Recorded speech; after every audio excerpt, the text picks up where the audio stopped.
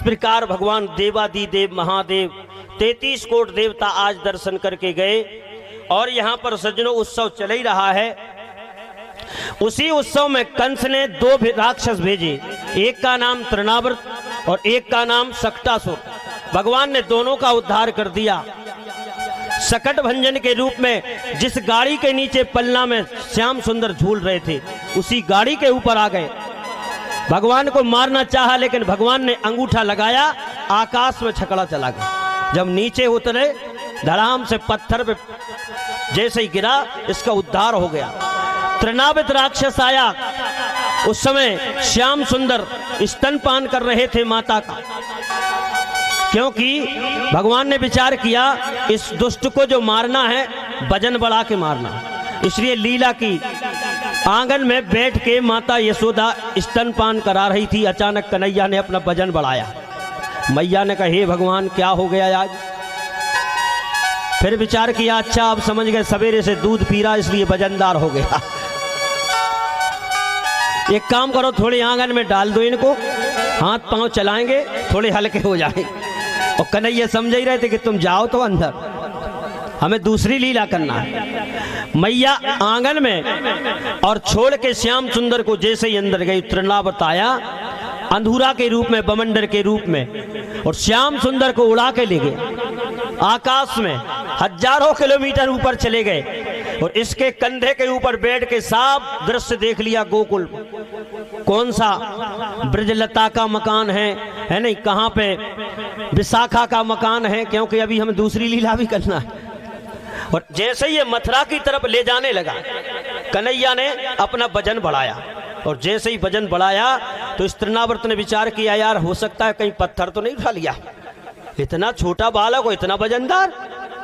भगवान ने कहा कि सुनो अरे दुष्ट, हमारे भक्त तो पत्थर में भी हमें पहचान लेते हैं, और तू कैसा दुष्ट है जो हम में भी पत्थर नजर आ रहा है। इसलिए जाकी रही भावना जैसी, भगवान ने कहा तुझे पत्थर दिख रहा है, हम तुझे पत्थर ही पे पछाड़ेंगे। और वजन बढ़ा के जब पत्थर पे पछाड़ा, इसका भी उद्धार हो गया। 1 वर्ष का हो गए दाऊ भैया, 1 वर्ष के कन्हैया, लेकिन अभी तक नामकरण संस्कार नहीं हुआ। इस प्रकार से सज्जनों आज गर्गाचार्य जी महाराज से कहा, बसदेव जी ने कि एक काम करो तुम गोकुल में जाओ और दोनों बालकों का नामकरण संस्कार करके आओ। आज गर्गाचार्य जी महाराज गोकुल की गलियों में आवाज लगा रहे, कोई हस्तरेखा दिखाए लियो, अपने बालक की कोई कुंडली दिखाए लियो।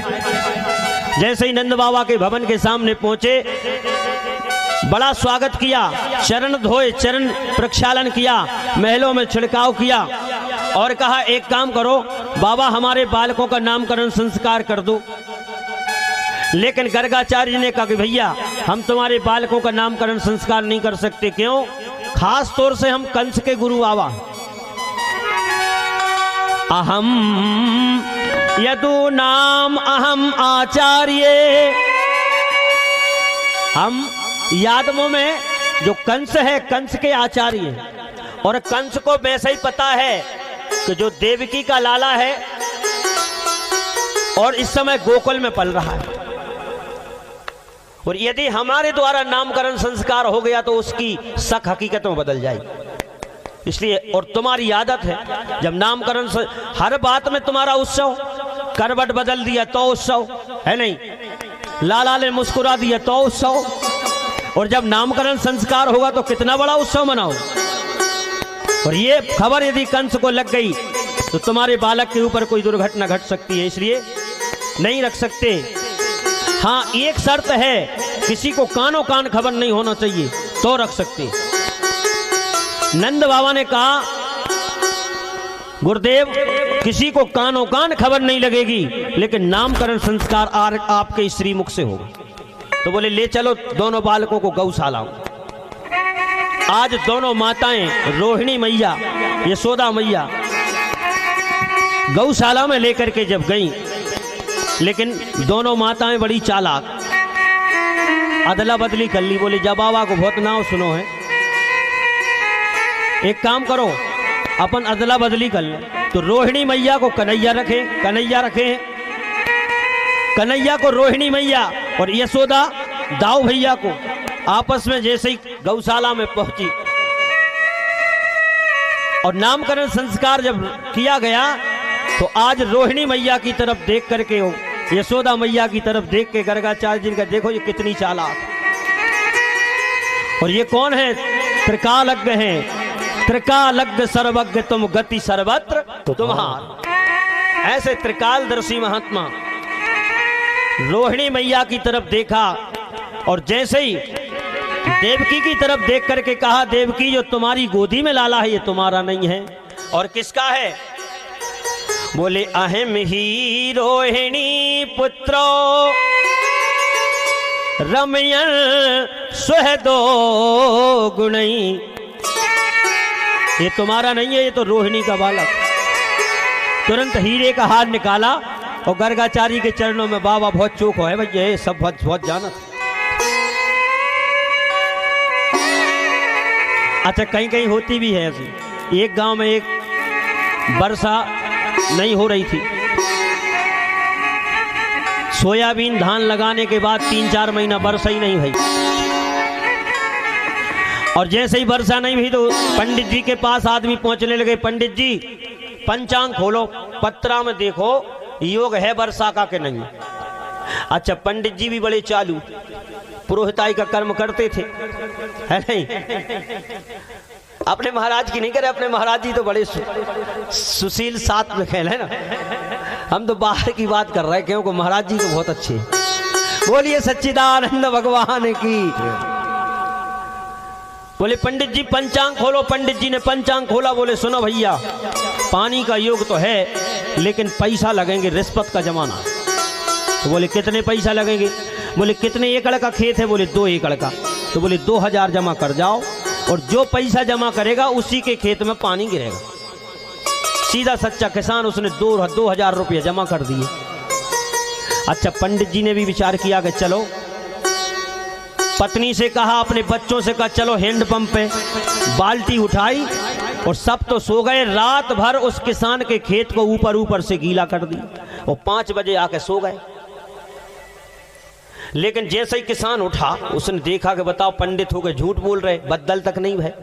अब वो तो गुस्सा में आया, पंडित होकर के झूठ बोल रहे हो, बदल तक नहीं हुए, कह रहे थे वर्षा हो जाएगी। अब ये तो रात भर से परेशान थे, बोले बात मत करो, पहले खेत पर जाकर देखो। और दौड़ा दौड़ा गया किसान और वास्तव में जैसे ही देखा उसने ऊपर से खेत गीला। उसने कहा यार पंडित जी तो बहुत जानत, और इसने आके हल्ला मचा दिया गांव में, हे भैया पंडित जी बहुत जानत, हमारे खेत में पानी गिर गया देखो। और वास्तव में लोगों का तांता लगा देख, है नहीं? और जैसे ही पंडित जी के दरवाजे, पंडित जी एक काम करो, हमारा 8 एकड़ का खेत जी 8000 जमा। बोले हमारा 10 एकड़ का खेत जी 10,000 जमा। अच्छा पंडितान पीछे से देख रही थी कि हे भगवान जो का हो रहा है, और लाइन लगी बिल्कुल दूर तक। 8 एकड़ का खेत हमारा जे है, 10 एकड़ का खेत हमारा जे है। लेकिन अंदर से पंडितान ने कहा कि सुनो, अपनी दम पे बरस पाओ तो ही बयाना लेना, रात भर हो गई सो नहीं पाया, अब हमने बरस है। इसलिए सज्जनों कहने का मतलब ये, आज गर्गाचार्य जी महाराज जैसे ही कहा अहम ही रोहिणी पुत्रो, हम सबके बीच में हमारे संत श्री 1008 श्री युधिष्ठिरा दास जी त्यागी जी महाराज का आगमन हुआ। व्यास मंच से बहुत बहुत वंदन, अभिनंदन, बहुत बहुत आभार। साथ में दादाजी, अच्छा हाँ, देवरी मिडवानी देवरी से दादा नौगर जी महाराज का आगमन हुआ है। व्यास मंच से बहुत बहुत स्वागत। बोलिए सच्चिदानंद भगवान की। अहिम ही रोहिणी पुत्रो रमयन सुहदो गुणई। हे यशोदा, ये रोहिणी का बालक है और इनका नाम अच्छा, पहले नाम में अर्थ निकलता था, कहेऊ नाम कर अर्थ भवानी, हर नाम में अर्थ। आजकल के नाम में कोई अर्थ नहीं।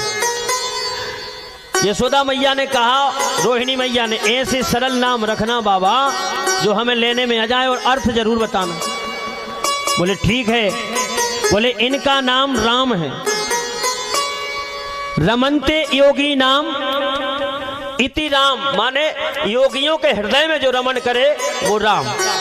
और इनके अंदर बल बहुत है, इसलिए इनका नाम बल भद्र, भद्र माने कल्याण, और इनका बल समाज का कल्याण करेगा, इसलिए इनका नाम बलभद्र भी है। आपके पास जो भी बल हो, चाहे धन बल हो, चाहे बाहुबल हो, चाहे ज्ञान बल हो, आपका बल यदि समाज का कल्याण कर रहा है, उसी का नाम बलभद्र है। बोले आख्यासते इति, आख्यासते राम इति, बलाधिक्याद बलम विदु। इनका नाम बलभद्र है, बलराम है, और इनका मुख्य जो शस्त्र है वो हल है, इसलिए इनको हलधर भी कहेंगे। बोलिए हलधर भगवान की। आजकल के नाम की कुछ मत पूछो। एक घर में हम गए, बा में 3 आदमी और 3 का एक ही नाम, एक बालक और पति पत्नी। हमने बालक से पूछा, हमने कहा तुम्हारा नाम क्या है? बोले गुरुजी पप्पू। हमने कहा पिताजी का? बोले पप्पू। हमने कहा माता जी का? बोले गुरुजी पप्पू। हमारा दिमाग खराब हो गया। हमने कहा भैया समझाओ, समझाओ कैसे? बोले गुरुजी असल में बात यह है कि हमारा नाम तो पप्पू है ही, लेकिन जब पिताजी मम्मी को बुलाते हैं तो कहते ये पप्पू जरा इधर सुनना, और जब मम्मी पापा को बुलाती हैं तो वो भी कहते हैं ये पप्पू जरा इधर सुनना। तो हम भी पप्पू, पापा भी पप्पू और मम्मी भी पप्पू। अब बताओ यार, ये पप्पू से काम चल रहा है, कैसे काम चलेगा? लेकिन कहे नाम कर अर्थ भवानी, नाम में अर्थ होना चाहिए, इसलिए इनके अंदर बल बहुत है और इनका बल समाज का कल्याण करेगा, इसलिए बलभद्र बलराम। और इनका शस्त्र जो है वो हल है। अच्छा, हल कहां से मिला इनको? हल सज्जनों, जिस समय त्रेता में राम जी की बारात लगी, राम लक्ष्मण भरत शत्रुघ्न चारों का विवाह हुआ, और विवाह संपन्न होने के बाद जनक जी ने पूछा राम जी से कि कुछ मांग लो। तो राम जी ने कहा यदि आप देना ही चाहते हो हे जनक जी, तो हमारी बारात में जितने लड़का कुंवारे आए हैं सबका विवाह कर दो। ये राम जी की मांग है नहीं? तो जो जिस जाति का बालक उसी जाति की कन्या से, और जनक जी ने विवाह कर दी। और गोस्वामी तुलसीदास जी ने भाव लिखा मानस में, बोले जस रघुबीर ब्याहे विधि बरनी, जस रघुबीर ब्याहे विधि बरनी, जस रघुबीर ब्याहे विधि बरनी, जस रघुबीर ब्याहे विधि बरनी, जस रघुबीर ब्याहे विधि बरनी, जस रघुबीर ब्याहे विधि बरनी, सकल कुंवर ब्याहे ही करनी, सकल कुंवर ब्याहे ही करनी। इसलिए आज जनकपुर पूरा सजा है। बोले सूर सचिव सैनप बहु तेरे, और नृप ग्रह सदन सकल सबके। सबके मकान, घर घर बंधन वारे बने, घर घर विवाह, घर घर सज्जनों खम्भ लगे हुए हैं। राम जी की इच्छा पूरी की, भरत जी से कहा तुम मांग लो, भरत जी ने कहा हम राम जी से नहीं मांगते, तुमसे क्या मांगे। शत्रुघ्न जी से कहा आप मांग लो। बोले हम तो भरत जी से नहीं मांगते, तुमसे क्या मांगेंगे। लेकिन लक्ष्मण जी से कहा आप मांग लो। लक्ष्मण जी का स्वभाव अलग, बोले जब ससुराल से नहीं मिलेगा तो फिर कहां से मिलेगा। अच्छा, ससुराल तो वास्तव में इतनी सुख की सार है, उसका नाम ही है सुख ससुराल। अच्छा, गाली भी ससुराल की अच्छी लगती है। पूरा गांव गाली दे लेकिन फिर भी मीठी मीठी लगती है। एक आदमी गया ससुराल पहली बार। अच्छा सुनो, पहली बार जब लल्ला गांव में आए तो बहुत स्वागत होता है, घर में ससुराल में बहुत स्वागत। जैसे ही पहली बार गए लल्ला, बहुत स्वागत। अच्छा, घर में वैसे तो बड़ी बड़ी पूड़ी बनत, और इनकी श्रीमती जी ने पूरे गांव में जितनी सहेलियां थी सब बहुत बड़ाई कर दी। हमारे भी बहुत पढ़ी लिखी, भी तो बहुत जानत, और जे था बिल्कुल अंगूठा छाप, सील और दस्तखत साथ ही करे। पहली बार ससुराल गया तो वैसे तो बड़ी बड़ी पूड़ी बनती थी, लेकिन आज जब लल्ला आए पहली बार तो छोटी छोटी पूड़ी, और देहात का रहने वाला पैदल गया। जैसे ही पता लगा कि आज जीजाजी आए हैं तो पत्नी की जितनी भी सहेलियां थी सब इकट्ठी, देखे तो यार बहुत बड़ाई कर रही। और जीजाजी भोजन के लिए बैठे शाम को, तो पहले मर्यादा का समय था, लाला जी बैठे और आज छोटी छोटी पूड़ी बनाई गई ससुराल में, और ठीक चूल्हे के सामने आसन लगा दी भोजन, और सखियां देख रही कि देखो कितना होशियार है। लेकिन इशारा उल्टा देखो आप, कभी कभी विडंबना ये है, इसने विचार किया यार इतनी छोटी छोटी पूड़ी, और बताओ हम तो देहात के आदमी कैसे खाएं। तो इसने विचार किया चलो एक पूड़ी का एक और करो। तो इसने एक पूड़ी ली और सबसे पहले खीर में लगाए, फिर सब्जी में लगाए, है नहीं, फिर इसके बाद रायते में लगाए, फिर खाए। अब पत्नी ने देख लिया कि हमने इनकी बहुत तारीफ करी है और जी तो गजब कर रहे हैं, ये कई पूड़ी का एक और कर रहे। तो इसने इशारा किया, बोल पा नहीं रही बेचारी क्योंकि मर्यादा का समय, तो इशारे से खांस खकार के बोले तो इसने देख लिया, तो इसने इशारा किया कि एक के दो, कम से कम ज्यादा नहीं तो एक पूड़ी के दो कोर तो करो। हाँ, बोले इशारे से बोली अरे चूल्हे से चतुर नार, एक पूड़ी के कोर दो दो तो करें जा, कम से कम दो दो तो करो। अच्छा, इसने उल्टा इशारा समझ लिया कि जा कह रही कि दो दो खाओ, हारे थके आए हो। अब बिना पढ़ा लिखा आदमी, तो वास्तव में इसने अब तो दो पूड़ी ले जाओ, दो पूड़ी सब्जी में लगाए, है नहीं, खीर में लगाए, और फिर इसके बाद में खाए। अब इसको तो क्रोध आ गया कि हद हो गई, इसने माथा ठोका, है नहीं, कि अब तो हद हो गई। तो इसने इशारा समझ लिया कि ये जा कह रही कि 5-5 खाओ। हाँ, अरे दो दो खाने लगा मूल जब एक साथ, तो तिरिया कहे माथे ठोक लाज तो मरे जा।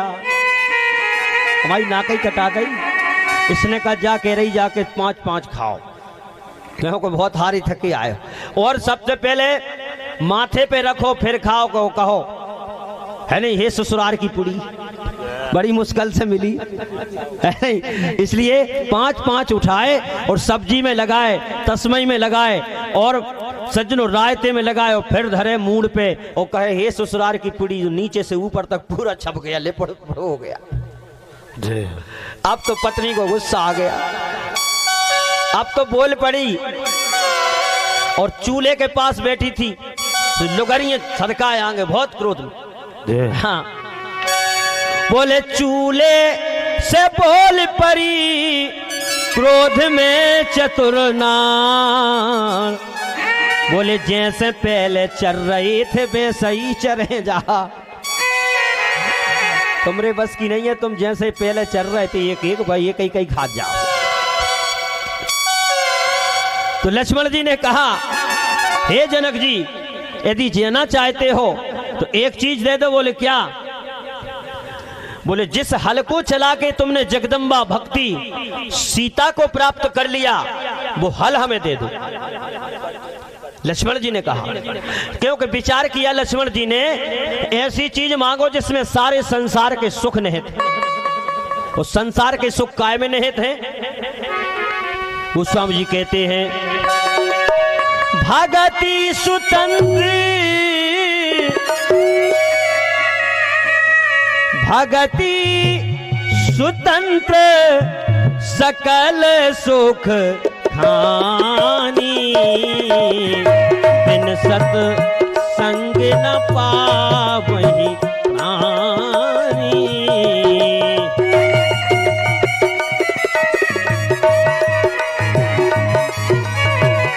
हरि बोल।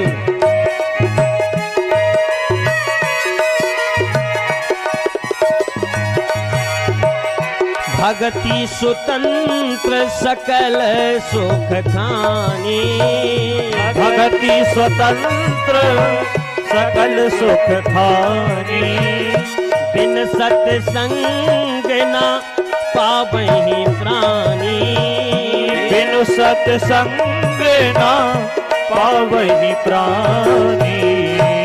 हमें वो भक्ति प्राप्त हो जाए, ऐसा वो हल दे दो जिस हल से तुमने भक्ति की प्राप्ति की। जनक जी ने कहा अभी तो नहीं होगी, लेकिन 28वें द्वापर में जिस समय भगवान इस पृथ्वी का भूभार हरण करने के लिए अवतार लेंगे, उस समय ब्रह्मा जी के द्वारा तुम्हें हल की प्राप्ति होगी। तो आज सज्जनों, हल ब्रह्मा जी के द्वारा द्वापर में भगवान बलराम के लिए प्राप्त हुआ। तो मांगा गया कब? त्रेता में। हाँ, इसलिए तो सुनो, जनकपुर की सीता जी की जो सहेलियां हैं वो बड़ा विनोद करती हैं, विनोद करती हैं। बोले सुनो, हमें पता है, बोले जनकपुर में और अयोध्या में कितना फर्क है। बोले कितना फर्क है? सखियों ने कहा अयोध्या में एक बहुत बड़ी सुविधा है, बोले माताओं को गर्भ धारण नहीं करना पड़ता, और बोले डायरेक्ट यज्ञ करो और यज्ञ से अग्निदेव प्रकट होए और खीर लेकर के आए, खीर खाएं और भगवान की कृपा हो गई, बालक हो जाता है। अच्छा, लक्ष्मण जी कर रहे थे वकालत राम जी की तरफ से, है नहीं? जनकपुर की नारियां अरे कहे हो रघुवीर से, तुम्हारे हाथों सुत पैदा होते हैं खीर से। लक्ष्मण जी ने कहा राम जी से कि ये सखियां गाली दे रही हैं। बोले क्या कह रही? बोले ये कह रही हैं कि राम जी असल की नहीं है। तो बोले क्या करें? बोले हम भी गाली देंगे। तो लक्ष्मण जी ने कहा कि सुनो, आपके यहाँ हमारे यहाँ तो ये सुविधा, लेकिन आपके यहाँ और ज्यादा सुविधा। बोले क्या है? लखन लाल कहने लगे अरे सखियां प्रवीण से, तुम्हारे हाथों, अरे तुम्हारे हाथों बेटी जन्म लेती जमीन से। अरे हमारे यहाँ खीर से तो तुम्हारे तो जमीन से, ना असल की राम जी ना असल की सीता जी, है नहीं? बोलो, ससुराल में बड़ा विनोद हुआ है जनकपुर में। हर ससुराल है लला, राम जी को सखियां कह रही, अरे ससुराल है लला जो घर नैया, ससुराल है लला जो घर नैया। तालियों से सेवा करती हरि को।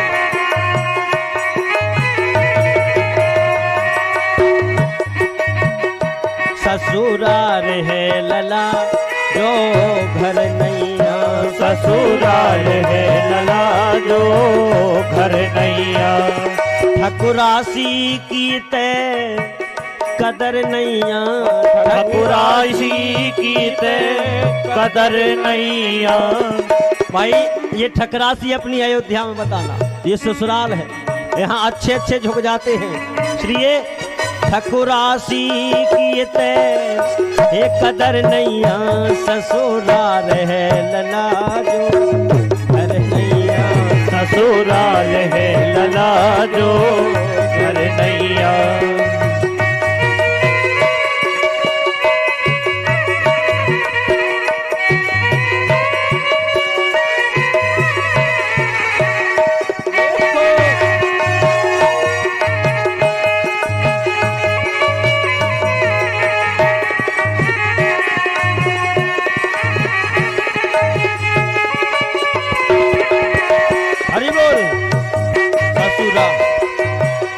ससुराल है लला जो घर नैया। ससुराल है लला जो घर नैया। अहम ही रोहिणी पुत्रो रमयन सुहृदो गुणै आख्यास्ते राम इति बल्लधी क्वाद बलम विधु। इस प्रकार से दाऊ भैया के नामकरण संस्कार हुआ। और सज्जनों, जब भगवान बाल कृष्ण की तरफ गर्गाचार्य जी ने जब देखा तो कहा, राजन इनका नामकरण संस्कार क्या करें, इनको देखकर तो हम अपना नाम भूल गए। भाई इतने सुंदर, लेकिन फिर भी हम अपनी मति के अनुसार इनका नामकरण संस्कार करते हैं। बोले आसन वर्णो स्त्रियो हास ग्रह तो अनुगम तनो शुक्लो रक्त स्थिता पीत इंदानिम कृष्णताम गता। हे राजन, इनकी एकाध नाम नहीं है, अनेक नाम है, लेकिन फिर भी हम अपनी मति के अनुसार नामकरण संस्कार करते हैं। इनके नामों अनेक अनूपा। इनके नाम अनेक अनूपा। इनके नाम अनेक अनूपा। इनके नाम अनेक अनूपा। इनके नाम अनेक अनूपा। इनके नाम अनेक अनूपा। मैं मुझ कहूँ सो मति अनुरूपा। मैंने कहा स्वमति अनुरूपा। अपनी मति के अनुसार नामकरण संस्कार करते हैं। ये सतयुग में शुक्ल वर्ण थे।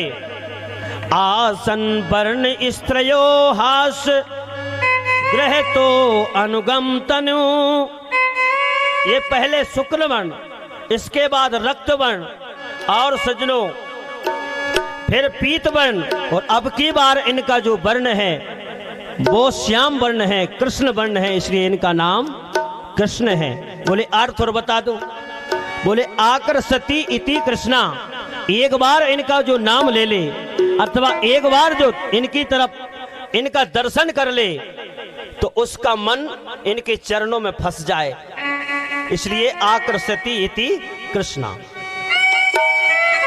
बोलिए बाल कृष्ण भगवान की। और इनके कई नाम। अरे कोई कहे गोविंद, अरे कोई गोपाला, अरे मैं तो कहूँ सांवरिया बांसुरिया वाला। मैं तो कहूँ सांवरिया बांसुरिया वाला। मैं तो कहूँ सांवरिया बांसुरिया वाला। मैं तो कहूँ सांवरिया बांसुरिया वाला।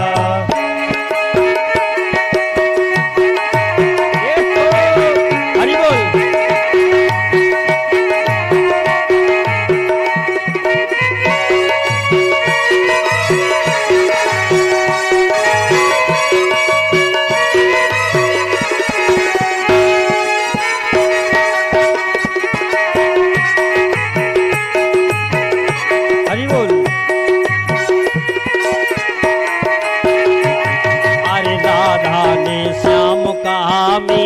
ने गिरधर। राधा ने श्याम कहा मीरा ने गिरधर। हरे कृष्णा ने कृष्ण कहा कुब्जा ने नटखट। कृष्णा ने कृष्ण कहा कुब्जा ने नटखट। ग्वालों ने तुमको पुकारा गोपाला। ग्वालों ने तुमको पुकारा गोपाला। मैं तो कहूँ सांवरिया बांसुरिया वाला। मैं तो कहूँ सांवरिया बांसुरिया वाला। हरि बोल।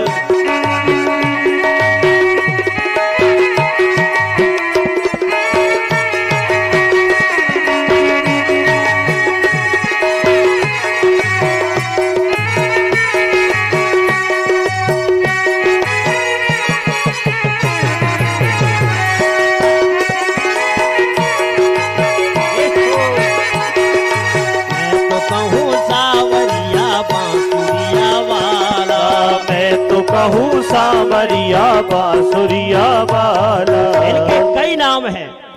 मैया ने कहा देखो ये बाबा ने कितना आड़ा तिरछा नाम रखा है। भाई कृष्ण का नाम लो तो मुंह में दांत होना चाहिए, नहीं तो जबान फिसल जाती। राम का नाम सीधा, राम की लीला सीधी।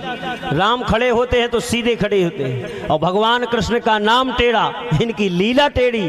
और खड़े भी होते हैं तो तीन टेढ़ते ठाड़ो हो गए, है नहीं।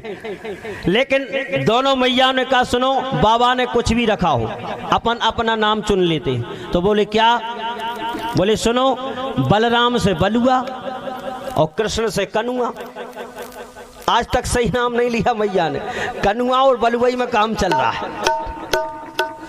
धीरे धीरे जब बड़े हुए एक मंडली बनाई, और सजनों जिसे कहते हैं विद्या चोर प्रसारण मंडल, और अपने अपने सखाओं को, छोटे छोटे सखाओं को अपनी मंडली में भर्ती कर लिया।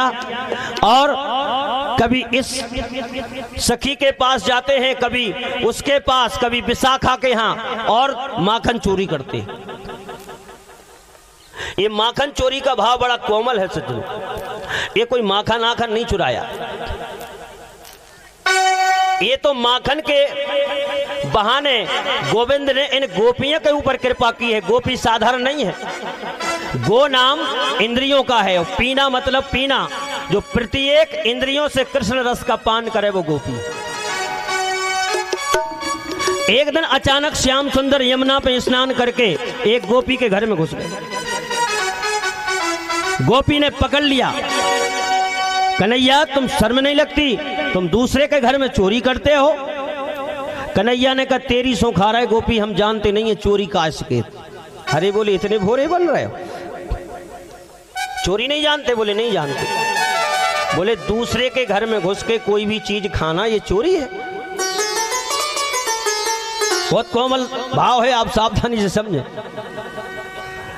बोले आज तक हमें ये पता नहीं था गोपी, तेरी सो खा रहा है कि चोरी होती क्या है, और हम तो ये जानते हैं कि खाने पीने वाली चीज में क्या चोरी। और यमुना में स्नान करने के बाद जब हमें भूख लगी तो ये घर माखन रखा था, मैंने विचार किया भूख लगी हो किसी का भी हो खा लो, लेकिन आज तूने मेरी आंखें खोल दी। एक बात बता गोपी, ये मकान किसका है? गोपी ने कहा मेरा है। और बोले ये मटकी? बोले मटकी भी मेरी है। और ये बोले माखन? गोपी बोली माखन भी मेरा है। तो कन्हैया बोले अच्छा एक बात बता गोपी, ये मकान तेरा है, मटकी तेरी है, माखन तेरी है, लेकिन एक मिनट के लिए यदि तू मुझे भी अपना मान ले तो बताओ फिर काहे की चोरी है नहीं? अच्छा बताओ फिर चोरी है क्या? लेकिन याद रखना गोपी, आज से ये मकान तेरा है, ये माखन तेरा है, मटकी तेरी है। तो आज के बाद ये कन्हैया जब तुझे अपना नहीं लग रहा तो आज के बाद ये कन्हैया नहीं आएगा। गोपी चरणों में लौट गई। आज कन्हैया समझ पाए हम, हमारा कुछ भी नहीं है। ये संसार में सब चीज सब किसकी है सज्जनों? संपत्ति सब रघुपति की आही, भाई ये संपत्ति, ये संबंध सब हम अपना मान रहे हैं, लेकिन इस गोविंद को अपना नहीं मान पा रहे। इसलिए गोपियों की आज आंख खुल गई और अब तो उस दिन से दीवानी बन गई भगवान कृष्ण की, बिना दर्शन के एक मिनट भी ना रुके। लेकिन घर की सासें जाने न दें दर्शन करने के लिए। एक गोपी ने हजारों गोपियों से खबर कर दी और कन्हैया फुदक फुदक के नाच रहे थे। यशोदा ने कहा, हे भगवान, 1 वर्ष का बालक नाचना सीख गया। परीक्षित से कहा, दर्शन करो इस दृश्य को, जो संसार को चला रहा है। वो यशोदा की क्या प्यारी भक्ति होगी जो उस ब्रह्म को अपनी उंगली पकड़ के चलना सिखा रही। अरे नाचे नंदलाल, नचावे हरि की मैया, नाचे नंदलाल, नचावे हरि की मैया, नाचे नंदलाल। गाइए भाव से।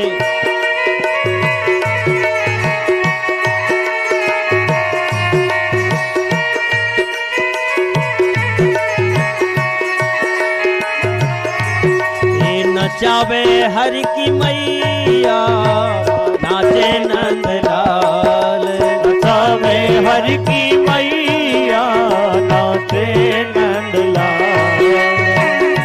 मथुरा में जाने जन्म लियो है, मथुरा में जाने जन्म लियो है। पग धरो रे कन्हैया, नाचे नंदलाल, नचावे हरि की मैया, नाचे नंदलाल। नचावे हरि की मैया, नाचे नंदलाल।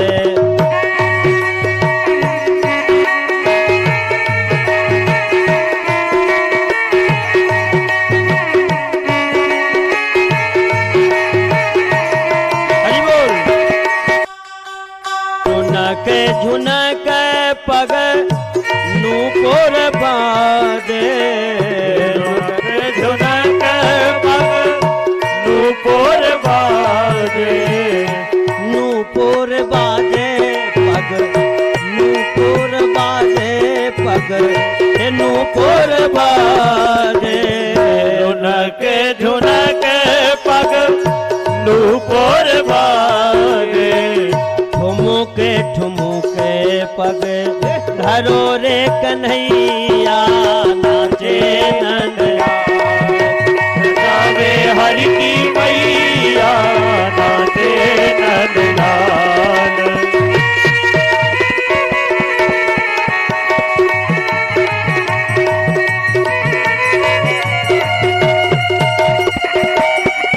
हरि बोल।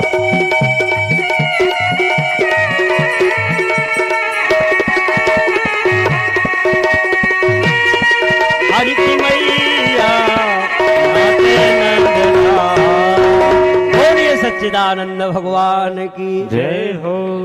आज ये दृश्य देखा हजारों गोपियों ने। और अब बताओ, ब्रह्म यदि आपकी गांव की गलियों में आ जाए तो किसका मन नहीं होगा दर्शन करने। लेकिन कोई जाने के लिए मना ही थी, क्योंकि पुराने जमाने में मर्यादा का समय था, इसलिए बहुओं को सासें घर से बाहर नहीं। लेकिन देखे बिन काना, अरे जब मन नहीं माना, क्यों? बोले इन आंखों से आज मैंने ब्रह्म पहचाना है। अरे कृष्ण पद कमलों में हे मन को लगाना,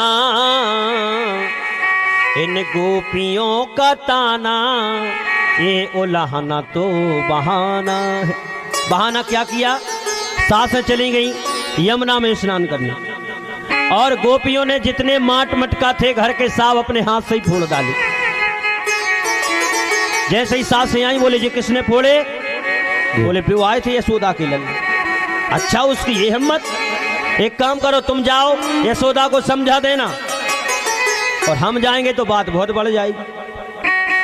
अच्छा ये चाह ही नहीं थी कि कब हमें आदेश मिल जाए, क्योंकि इन गोपियों का ताना ये उलाहना तो बहाना।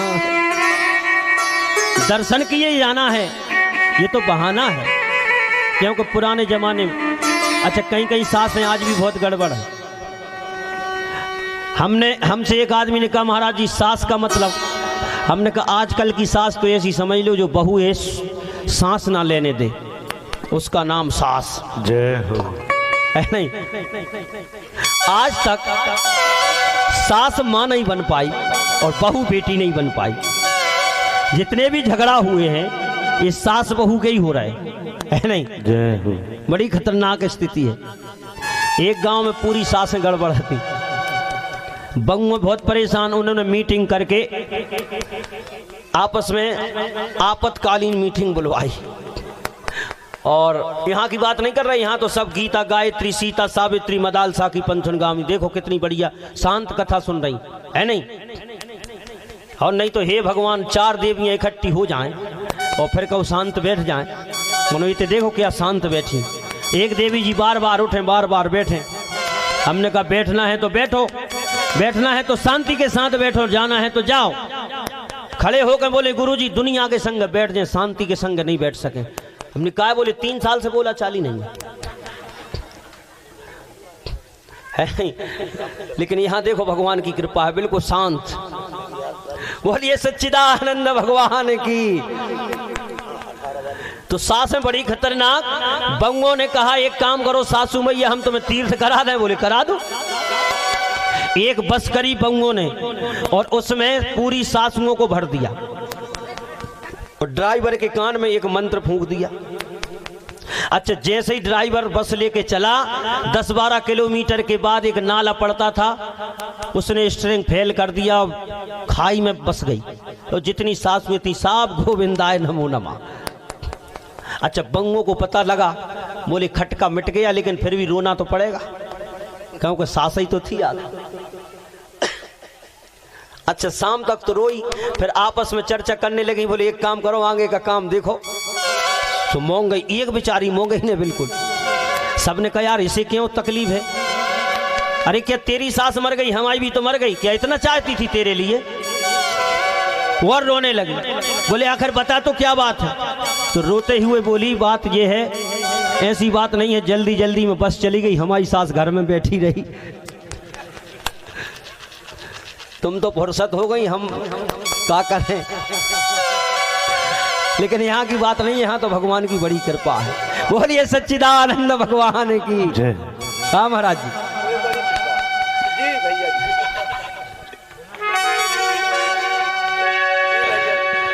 इसलिए आज एक गोपियां आई और सज्जनों, अच्छा कहीं कहीं बंग में भी बड़ी गजब की, बिल्कुल सत्य घटना बता रहे। एक जगह कथा चल रही हमारी, आजकल जो नई फैशन की आ रही है बंग में, बिना घर का काम ही नहीं करना, चाहे सास करे चाहे पति देव करे, क्योंकि सौदा हुआ संबंध थोड़ी हुआ, इसलिए घर का काम क्यों करें। उसी घर में हमारा डेरा था, मुकाम। अच्छा हम कथा के लिए गए तो बद्दल हो रहे थे, तो हमने उससे कहा अच्छा वो सुनो, हमारी मतलब हमसे दीक्षा भी लिए थी, तो हमने कहा बेटा एक काम करियो, बद्दल हो रहे, छत पे हमारा बिस्तर लगा है, हमने कहा जैसे ही हम लौट के आए हो सकता पानी गिर जाए, तो तुम ये बिस्तर और पलंग नीचे उतार के रख देना। बोले जी गुरु जी। अच्छा वास्तव में हम कथा से लौट के गए तो पूरा पलंग भींच गया, पानी गिर गया, कपड़ा गीले हो गए। हमने उससे कहा बेटा हम तुमसे कह गए थे, तुमने ये पलंग नीचे क्यों नहीं किया? तो क्या बोली? बोले गुरु जी हमने जानबूझ के नहीं करो। हमने कहा क्यों? बोले हमारी सास असल में अब जा जाना था कि ने तो बहू से पलंग ऊपर जा सके ने नीचे, आज कहूँ तुम पल का हम नीचे कर देते तो हर दिन ऊपर नीचे कर करके हमारी तो जाना ही चली जाती। तो बड़ी विडम्बना है। आज गोपियां आई और हजारों गोपियों को आते हुए जब यशोदा मैया ने देखा, बाहर निकल के आई, पूछा क्या बात है? एक एक गोपी शिकायत कर रही। एक गोपी ने कहा सुनो तुम्हारे लाला ने क्या किया? बोले क्या किया?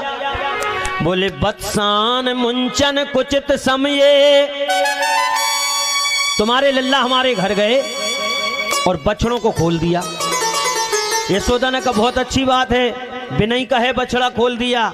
अरे हम तो इससे कहते नेक लाला बछड़ा खोल दे, तो कमर पे हाथ रख के क्या कहता है, तेरे बाप का नौकर हूं क्या? और तुम्हारे बछड़ा बिना ही कहे खोलता है तो बड़ी बात। लेकिन पूरी बात सुनो, बोले यशोदा बत्सान मुंचत कुचित समय पे नहीं खोलता, और गैया लगाने का समय 4 बजे है और 2 बजे बछड़ा खोल देता है।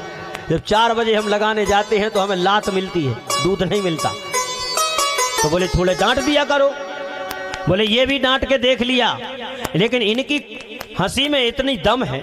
बोले क्रोध संजात हास हा, जब हम डांटते हैं और ये एक बार हमारी तरफ देख के मुस्कुरा देते हैं तो हमारा क्रोध शांत हो जाता है।